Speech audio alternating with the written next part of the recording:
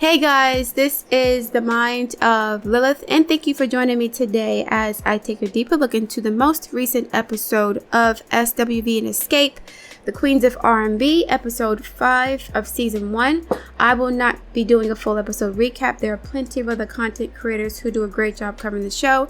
Instead, I'm going to focus on specific segments of the episode that I believe can be used as teachable moments for myself and the audience. So, I'm not going to go in any particular order. I'm going to start off with the costume dispute. I don't like the way that XScape's costume designer designs their clothes. Just because you know how to sew does not mean that you are a stylist or a designer, okay? I'm not saying that he doesn't know what he's doing. I'm not saying he's not talented. But from what I've seen, as far as the costumes he created for XScape and what they highlighted with the snapshots, I don't like their costumes. They're not appropriate for not just their age, but the venue and also their body types. That's the most important thing. When you're a stylist or designer, you have to design to the body type of your client. It's not about your own personal vision of what they're supposed to look like in this outfit. No, the outfit's not supposed to wear you. The costume's not supposed to wear you. The costume's supposed to accentuate your strong or your more attractive characteristics. If you have a long waist, or if you have a larger booty, or if you're thin, or if you have nice boobs or nice thighs, you're supposed to get a costume or have a costume design that would accentuate or highlight your more attractive features, right? Versus designing a costume based on what you would want to wear. The costumes that I saw in his shop were more appropriate for like carnival or strippers, not for women in their 40s or early 50s doing an R&B show from the 90s. It's not appropriate to me. I'm not saying he's not talented. I'm not saying he can't sew. But from what I saw, he's not a good stylist for them. XScape, their bodies are not appropriate for, or their body type isn't appropriate for what he's designing for them. It doesn't look good. It looks like they're uncomfortable. It looks like the costume is wearing them versus them wearing the costume. I'll give you guys an example. So in the early 2000s, there was this trend of the low-rise jeans, which I absolutely hated with a passion. And why did I hate this trend? Because when I was in my late teens and 20s, for the most part, I was like a size 0, right? I was really small, petite. I had narrow hips, but I had a booty and I had thighs. So when I wore low-rise jeans, the thighs would fit, the booty would fit, but the hip part wouldn't fit. So if I didn't wear a belt, like a really secure belt that hurt my hips because it was digging into like my sides, you would see the crack of my booty, basically. And my mom would always joke about that, like, why every time I see you, I can see the crack of your behind? Because the crotch area for the pants was only 4 inches long, and I don't have a Hank Hill booty. I don't have a Paris Hilton booty. I'm a black woman. Yes, I had narrower hips, but my booty would poke out. So it would just look awful to me. I didn't like the style. So you have to wear things that are appropriate for your body type. Low-rise jeans wouldn't be appropriate for my body type. Tiny wearing a corset that looks like that Star Wars character, that robot, is not appropriate for her body type or her age. And she's small. She's petite and she's fluffy. She's not toned. She's not fat or anything. This is not fat shaming. But you have to wear costumes that are appropriate for your body type. And they mentioned Diana Ross. And I'm so glad they mentioned her, because she and Diana Carroll are my style inspirations. If you guys ever watched Diana Ross's concert in 1979 in Las Vegas, when she had on the right costume, she was decked out from top to bottom. And she was doing costumes changes during the show, and each costume accentuated her naturally beautiful features, right? She was very thin and petite, so she didn't have a big booty, she didn't have big boobs, but she was model-esque in the sense of being very thin and proportionate. The costumes accentuated those qualities. You don't have to be thin and a model to look good in a costume, but you have to wear something that's appropriate for your body type. They're too old to be wearing what they're wearing. Not just age, but their bodies don't look the same way they did when they were in their 20s. It doesn't look the same. And they're not toned. Just because you can go to a plastic surgeon after eating a bucket of chicken doesn't mean that you're in shape. Taj looks like she keeps her body in shape. Even then, she's like, I'm not comfortable wearing certain things because I don't look the same way I did when I was in my 20s. It's not appropriate. And I'm honestly tired of this like fast fashion, cheap, tacky stripper trend where you have this minimal tailoring. What happened to tailoring? What happened to cottons and linens and wools and chiffons and high quality fabrics that stand the test of time and you put in the machine and it won't shrink overnight, even though wool would if you don't wash it in cold water. But for the most part, a lot of the fast fashion that we see today, the Shein fashion and the Fashion Nova type fashion. A lot of that fast fashion is designed for mannequins or women with plastic surgery. It's not designed for the natural womanly figure. And yes, it is cheaper to produce lycra and spandex. All you have to do is cut a couple of holes in a tube and you got a dress, right? You don't have to worry about darts and princess lines and buttons and seams and hems. None of that is important. All you need is a tube, and then you sew 2 more tubes to it for sleeves, and then you cut a hole in it for the top and the bottom, and that's a dress. That's fast, cheap, ugly fashion to me. So yeah, I do agree with SWV in the sense that I don't think that XScape's costume designing is appropriate. It's a bit too gaudy and tacky to me. Something simpler, classier, more comfortable would make more sense. I mean, rhinestones and sequins are fine. That's cool and everything, but it doesn't have to be over the top of gaudy. It's not necessary. So I did see somewhere that Tiny said that there was an issue with all this stuff because SWV did not want to split the production budget. So they weren't as financially interested in investing in the production quality of the show, which may be a business move. Like, why spend all this money on production when we can get the same amount of ticket sales for less money? Why spend all this money? And I understand that part. It seems like XScape, they're better showmans as far as they want to put on a production for their fans, which I respect. There's nothing wrong with that. But you have to have a happy medium. You can't be looking like a tacky R2-D2 stripper. How you have a R2-D2 stripper with booties and thighs that don't match? It's too much going on. It's too much. Candy, in my opinion, I love her styling as far as her hair. Her hair always looks nice. It never looks like it's over the top or gaudy. And she has the most toned body, in my opinion. She can get away with certain things. But the other members, no. Like, you can't. That's not going to work. That's not going to work. They all need to wear things that are appropriate for their body type. Like, I'm not trying to see 40, 50-year-old R2-D2 strippers. No. And I kind of fault Beyonce for this because she was the one that popularized like wearing lingerie or leotards on stage. I don't like that aesthetic. It's tacky and there's no style to it. I'm not saying she was the only one who did it, but she's the one who made it popular. This leotard thing where everybody's wearing a leotard on stage. It looks awful to me.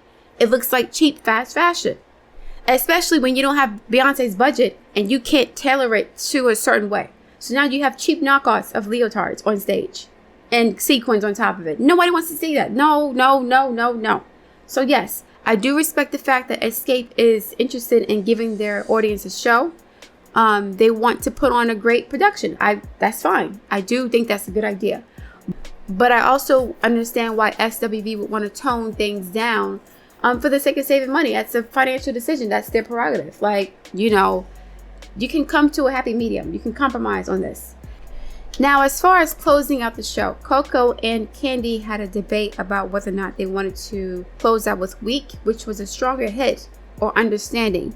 Coco and SWV, they're opening the show with one of their songs. So it will only be fair if XScape closed out the show with one of their songs. So you can't open and close the show. That's not going to be fair. If you're co-headlining and you're sharing the spotlight in the space, it's best to have either you open the show or XScape open the show. You close out the show and XScape close out the show. You can't do both. I don't think that is fair.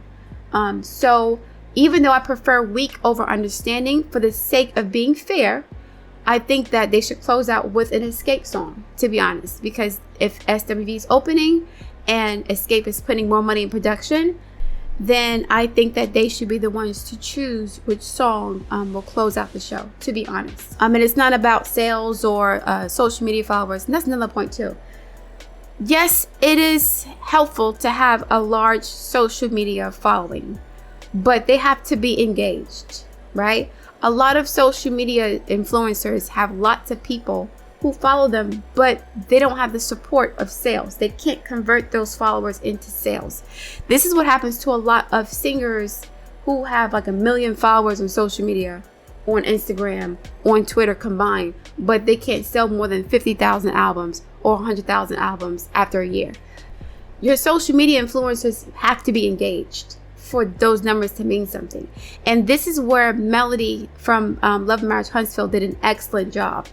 A significant percentage of her social media followers also support her businesses. Brilliant marketing on her part. a high level of engagement and conversions to sales when she launches her product. So that's what they want. And I don't think they have that. I am not saying that they haven't rebuilt their brand. Candy and Tiny haven't rebuilt their brand with their reality shows. I'm not saying that at all. But I would not be going to an Escape show because of their social media following. I would go because I want to hear their music. So if your social media following is the reason why you're getting ticket sales, then that means that the music isn't standing the test of time. Like, you don't see the Rolling Stones or the Police or any of the classic white rock groups like on social media like that. I mean, they have large followings because of their catalog, but they don't have reality shows. So they don't need to be on reality TV to promote their music because, you know, it's classic music to a lot of white folks. So yeah, the social media argument to me is moot because SWV has more streaming than Escape. Even though they have more Instagram social media followers, that hasn't translated to their music.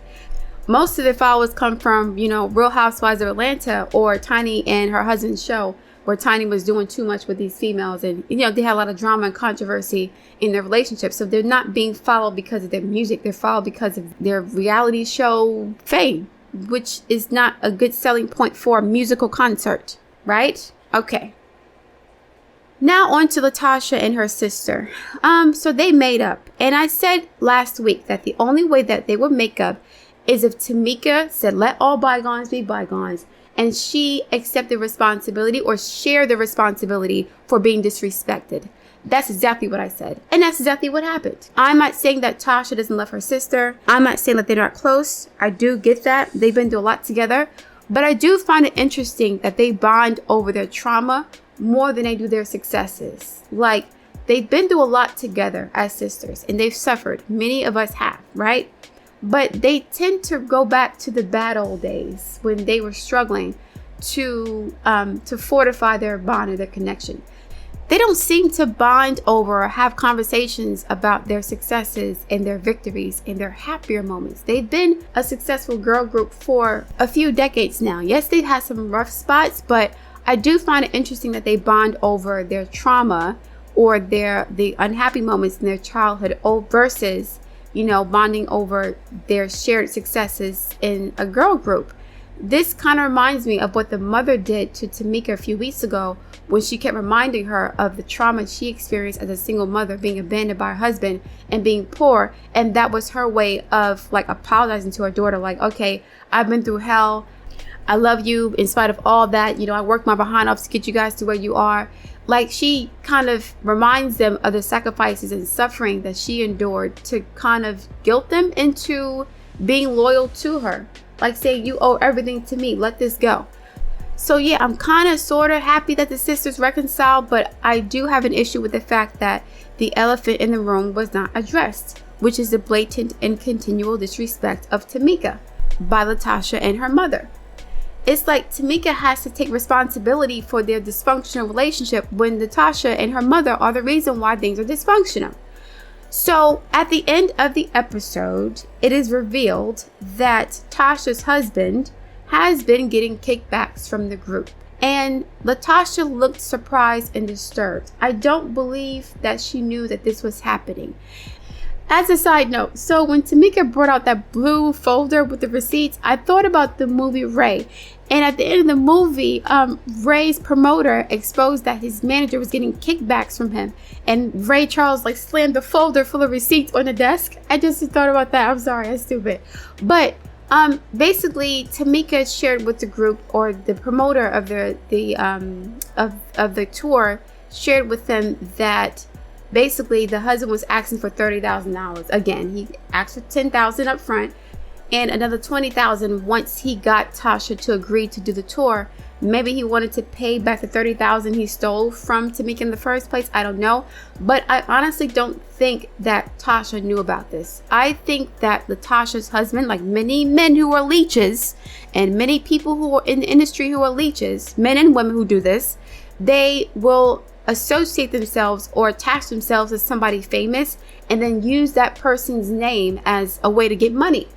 I think that Latasha's husband on more than one occasion is using Latasha's name as his business model.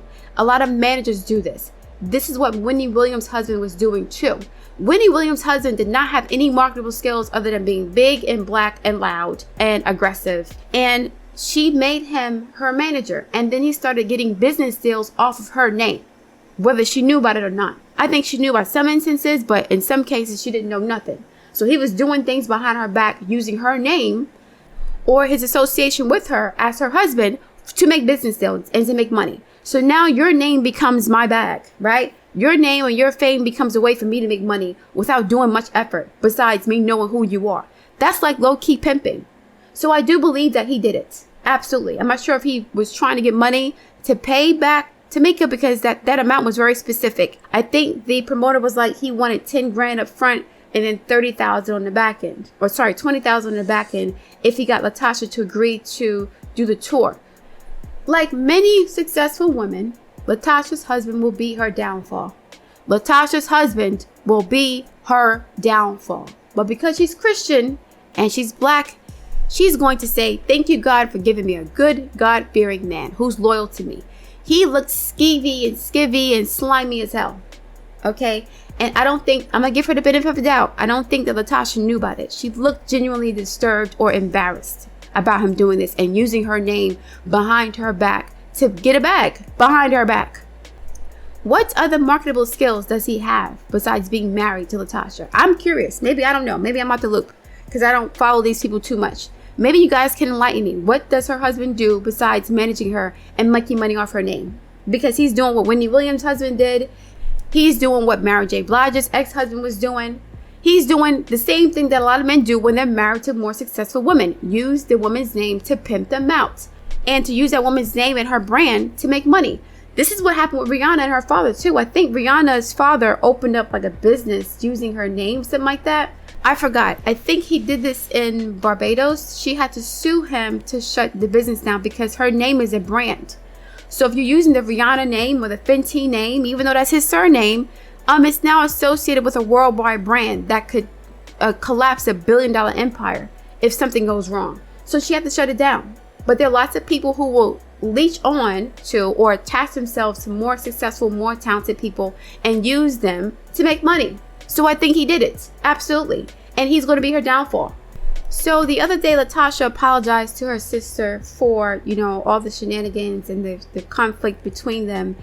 And I think she mentioned that her and her husband have an open marriage. I don't know if she means open as far as like Will Smith and Jada Pinkett open, or open like they're transparent and honest with each other.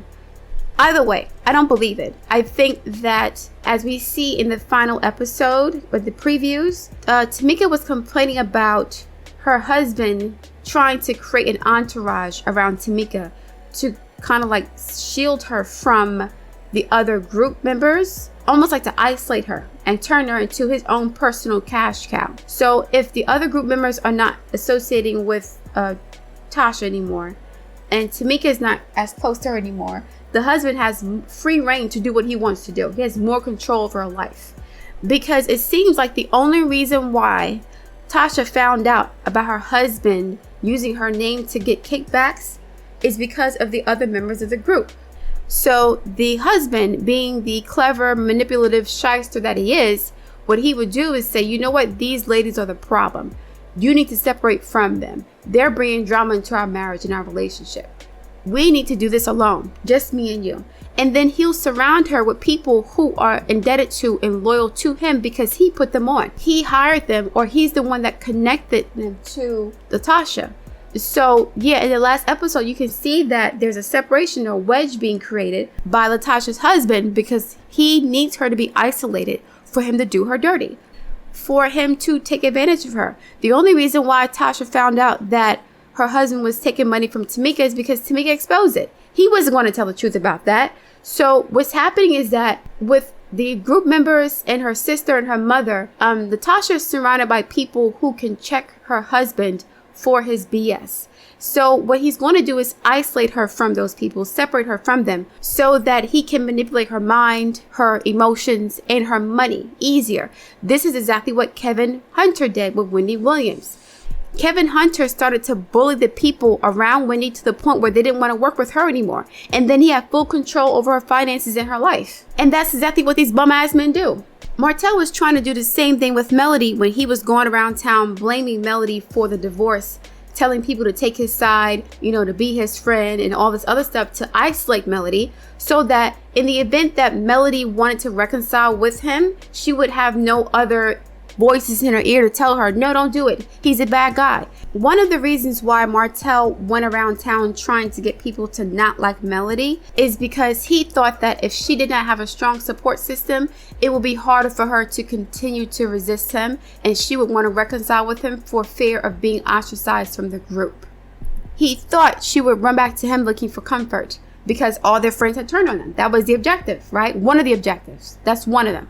But yeah, I think Latasha's husband's trying to do the same thing from what we saw in the preview for the season finale. I think that he's tried to separate her from the rest of the group members, her sister, so that he can continue to do dirt behind her back without her finding out, because she trusts him. He's her manager. He's her husband. God sent him to her to save her from a life of loneliness and being a single black woman. And with that said, I absolutely do believe that Rocky was having an affair. That's his name, Rocky. It just popped up in my head. Rocky, Tasha's husband, was having an affair. I believe that. Why wouldn't he? Why would he not? If you would lie, you would cheat. If you would cheat, you would steal. What they say, scratch a lie, catch a thief.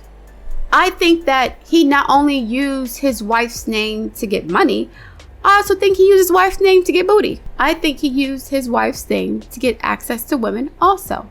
Just like Wendy Williams' husband did. A lot of men do this. A lot of men use their wife's clout to get women. They use other men's clout to do that as well. Why wouldn't he? So yeah, I think that Latasha needs to divorce her husband. I'm just going to say it just like that. I'm usually not the type to want to destroy marriages, but he seems like he is going to be her downfall. She can hire another manager that's not doing dirt behind her back and using her name to make business deals and steal money from her sister. He seems sleazy as hell. But I think, and I said this last week, I don't think that Latasha will divorce her husband as long as Tamika is still married to her husband, because there's some competition there too. Trust and believe that. Just to close it out, I'm so happy that Coco's son is going back to school, or he's staying in college. I think that's a great decision for him. He can do his music on the side part-time if he's really serious about it. You got social media now. He can sing in the comfort of his home to promote his skills. I don't think that, the music industry is a secure place for him.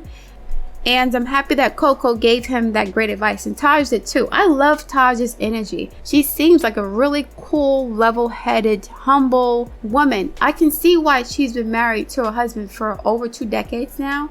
They're a cute couple. And, when she started dancing when they were at the auditions, that was so me. So if you enjoy dancing, and I know some of you guys do like dancing, right? If you enjoy dancing, when you hear something, you're going to dance to it in public. I don't care if you're in a store, a restaurant, you're not going to twerk with your booty out. That's horrible. No. But you're going to bop. You're going to move. You're going to dance. You're going to be inspired. So yeah, that was a cute scene. It was nice to see them working together, SWV and XScape, to find background dances for the show. I really hope that they're splitting the production costs for this, because it sounds like a lot with the costumes and the dancers and the other accoutrements they're putting together.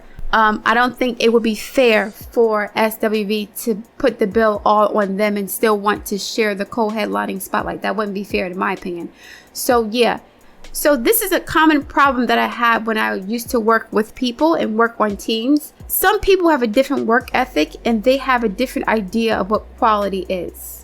And so what happens is when someone has a higher standard of quality than you do, you end up having to do double work to make sure that the show or the project or whatever you're working on looks the way you want it to look. So if you're dealing with people who don't care about the artistry as much as they care about the money, or they don't care about they don't care about the quality of the product as long as it's put out, right? Not saying that that's SWV. But I can understand XScape's frustration if they want to put on a really good show and they're willing to pay for it, but the people that they're working with, they don't have the same standard for performance. And so either you're going to go down to their level or they're going to come up to your level. But if you want them up to your level, you're going to have to pay for that, because they don't want to pay for it because they feel like it's not necessary. SWV's catalog speaks for itself, so they don't put a lot of energy into their shows like that. Not saying that XScape doesn't, but again, I do respect the fact that XScape wants to put on a show. They want production, they want scenery, they want ambiance, they want drama, right? And SWV is more like, you know, we're just kicking it, we're a vibe, which is very New York. I honestly understand both sides, but I would not be happy if I was XScape, you know, footing the bill for all this stuff, the costumes and the production team and all this stuff. And then we're sharing the same bag, but we're spending more money to put on a great show, and they're benefiting from that, right? So yeah, they have to compromise on that. Like, you know, if that's an issue or that was an issue, I hope that they came to some sort of healthy, fair resolution about that. Because I don't think that's fair. Yes, SWV has a better catalog, but again, you still got to put on a show. It's a performance. You want the concert goers to have an experience. It's not necessary. So I went to a concert a few weeks ago at the Barclays Center, and it wasn't flashy, nothing. It was just vibes, right? 90s, early 2000s New York vibes. Maxwell was there, Neo was there, Carl Thomas was there, Stokely was there. What's her name? Keisha Cole was there, but it was very low production value. They had DJs and stuff, and they had a big screen in the back, but it wasn't that big of a deal. And we still enjoyed our time because it wasn't about the production Hollywood stuff. That's what Lily was saying. But at the same time, I do understand XScape's point of view as far as giving their audience a show that they want to come back to, that they enjoy. They're paying for this, so put in the work. I understand that part. They're both right. They're both right. Okay? All right, guys, I'm gonna leave it there. I am back to doing tarot readings on my other channel. You can take a look at that. The link is in the description box. And if you want to order a personal astrology or tarot reading from me that's pre-recorded, or if you want to book a live consultation with me, you can go to my website and fill out the order form and submit payment via Cash App or credit card. I look forward to reading your feedback. Please like, share, and subscribe, and I will speak to you soon.